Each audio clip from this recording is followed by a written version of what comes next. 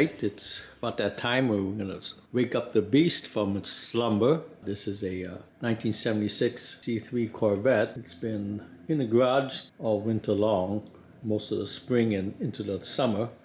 So we're going to start this up, get the fluids all warmed up, do a quick check around and see what's going on, what has to be worked on for this year, and we'll get this video rolling. Okay, what I'll do is just peel back our cover here to it. We'll do a quick check around here.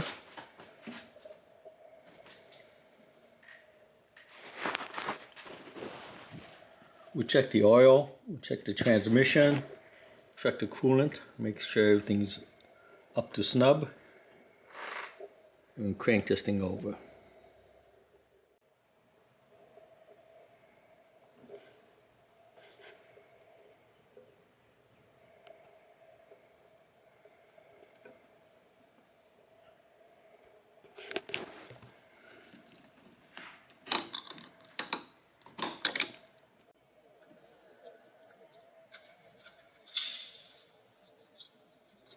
Well, I finished checking the oil down here. It's in good shape. Transmission fluid is low, and this always happened from day one that I've had this car. If it sits longer than a week, it leaks out its transmission fluid.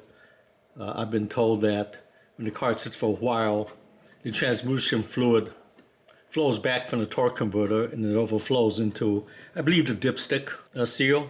But this has been happening from day one, and I don't know, I've had many cars since then. This is the only car that leaks transmission fluid once it's sitting for a while. So if you have experience with the C3 Corvette, please leave me a comment. I've had it to transmission places and they've done work on it, but it keeps leaking, when the car sits in storage for a while. This transmission has been rebuilt, and lo and behold, a week or 2 weeks later, it starts dumping its transmission fluid. So it seems to be the case. Most mechanics I take to knows immediately what's going on, and they pretty much fix the leak for temporarily. But yeah, the transmission is fluid low, so coolant level is okay. I checked that out. Its radiator is not leaking. There's no coolant leaks, and it's filled to the top. So basically, this car is pretty much set to start up. So we'll do that next. Well, before I do that, let's do a quick walk around. I did pop this thing up, and the master cylinder and then the back one was low on fluid. I've looked underneath the car a bit there, and I didn't see no obvious leaks, so probably got to remove the back tires and see what actually is going on. So this leaks someplace. This is filled with silicone brake fluid. And then I did notice that when I was under the car looking for any other, I replaced the stabilizer link with polyethylene once to give a little tighter feel. But as you can see, the place I took it to have the link put on, obviously they didn't tighten up the bottom nut, and it's entirely missing. So I had to go to Moog and buy a replacement one. I got to get it put back on the car. It's not a crucial suspension element, but it's got to be done. And you can see we've got a little bit of transmission fluid that's dropped out into my cardboard here. And it's kind of unusual because I got a 2-quart more transmission pan. You can see in the back there, that's the aluminum one that's finned, and it's got a drain plug on it, and it's still leaked out. So further investigation there. But like it says, when I went to the back to check out the rear wheels, I don't see no obvious brake fluid leak, so maybe in a line someplace. This is what it looks like from the right rear. I don't see it leaking from the calipers, nor do I see any fluids leaking down the right rear. Let's take the same look on the left side. Again, the left rear looks pretty good.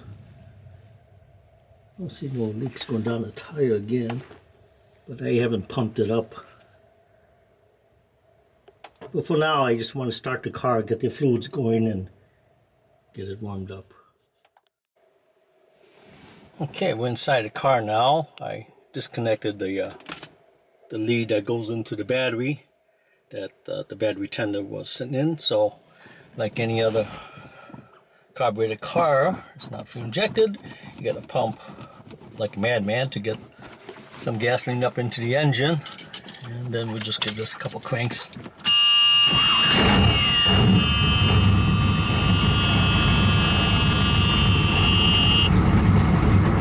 That's pretty good. The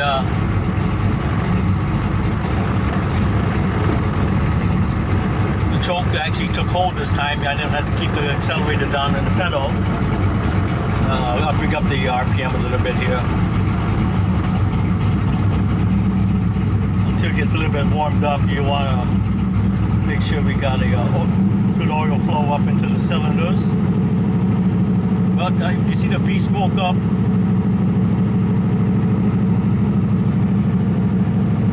Keep about 1700 RPMs for a minute or so.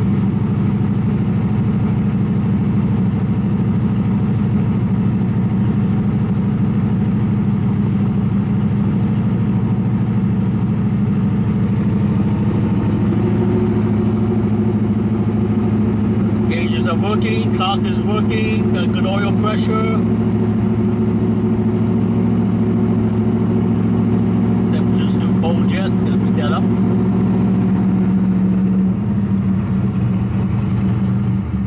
Okay, let the choke hold itself. Okay, it's idling pretty good. I got my long blue jeans on so I don't get the Corvette tattoo on my ankles there as I exit this car, the side pipes.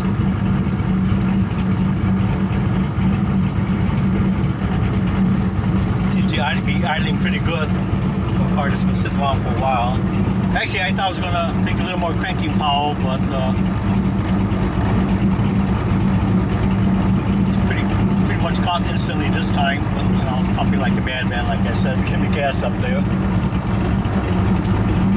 But this car has always been a good car as far as starting.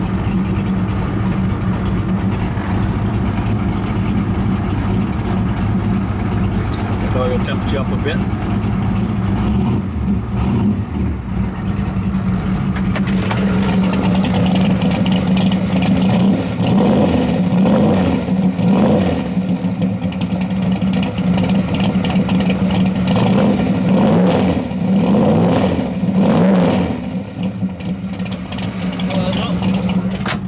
No unusual look at the exhaust pipe, so that's good.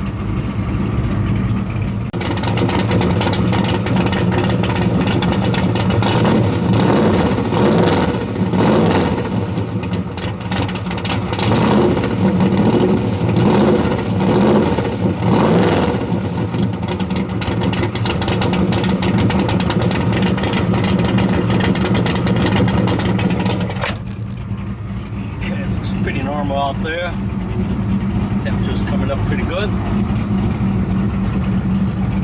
That car's idling good. Exhaust looks pretty clean.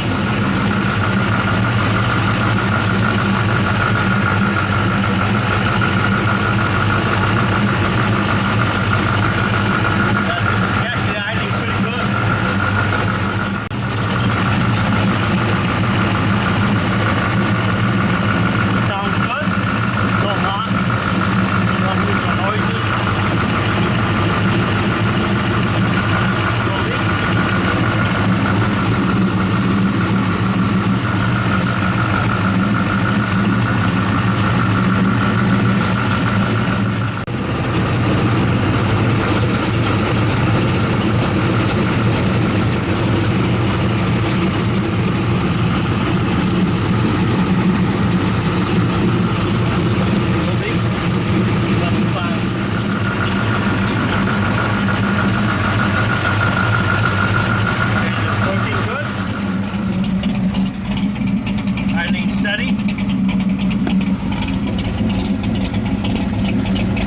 Temperature's almost up to normal. No signs of overheating.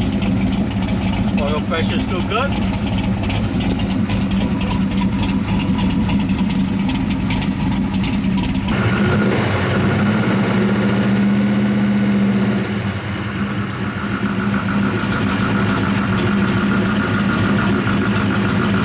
I'm just checking the exhaust and I was doing that, and it looks pretty good. Most of the condensation has built out the exhaust system already.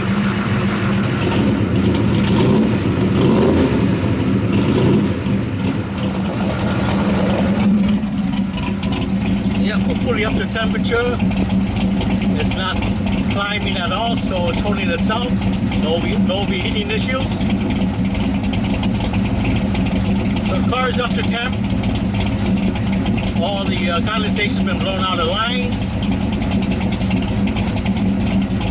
The car's been running for a while. I'll put some stabilizer into the fuel. Let's take this out. I'll put some more stabilizer into the fuel. You know, this car's running on 93 octane, so.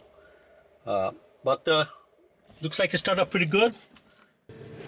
Okay, the car has cooled off a bit, you know. I'm back inside the car. I hooked up the battery tender again. Everything's coming back down to normal. And I'll just summarize what I found out. I have to put a stabilizer link in that apparently has fallen off. I didn't notice it. I have to attend to the brake leak. Somewhere in the rear it's got a leak. So I can figure out where it's coming from. Change the oil. And that's about it. This car is pretty much all set to go. It's 90 degrees outside, pretty high humidity. I have to clear out the garage and the other cars behind this car, so in order to get it back on the road, but we'll do that in the next few weeks. But I just want to get the fluids started up, get it heated up, get the condensation blown out. As you can see in the beginning, we had some smoke coming out of the exhaust, but once the exhaust heated up and the condensation went out, the exhaust is running nice and clean and smooth. I didn't notice that the wispy white vapors that coming out of the center vent. Sometimes I get that when the car's sitting for a while, and I believe it's condensation in the lines, and it's pretty much hot outside today, and I was running the car a while, so it looks like that's all gone. I did check the floor, and it's not damp, so it's not the heater core. But overall, this car started up more quickly than I anticipated. Usually it takes about 2 or 3 cranks of the starter.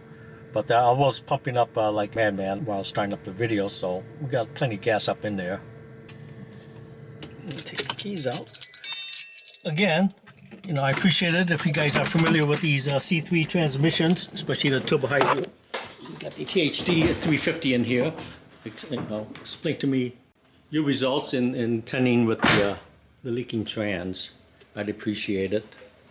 That's something I gotta take care of. You know, I get tiresome, keep refilling the transmission every time you want to take the car out. But like it says, once you start driving it, you know, it doesn't leak. It's just that when it starts to sit for a few days, I notice the leak starting. So, but you know, this is a replacement engine. We got the other engine over there in the corner, and every few months, what I'll do is I'll take a wrench to it, crank it over, put some penetrating fluid down the cylinder walls to keep it nice and oily. So we do have the numbers matching engine to this car. I did test out the hood to make sure that it shuts and opens up, so that's not an issue. The paint's holding up real good on this car. But this is pretty much it for the video for now. You know, once I get it on the road, maybe shoot another video. I know I have some comments. People want to know if I still have this car after my other videos of me putting the car back together. You know, we did a full body on it and engine and trans work on it. So this is a car that I've had since 1977. It's a 76. So I've had it for a while. It's been in with me my entirety. You know, I've had a C3, C4, C5, C6, C7 Corvette, and this is one that's still with me, and it's probably going to be with me. It's part of my legacy. But it's a nice car, and by today's standards, it's still a head turner. I love the C3s with the scoop back windows. It's one of the best looking Corvettes made. You know, the C8's nice. You know, of all the Corvettes I had, I still gravitate towards my C3. It's probably more sentimental than anything, but it's still a beautiful car. Thank you for watching, and if you have any comments, please comment. I'd like to see what other people think about the C3 Corvettes. Thank you for watching.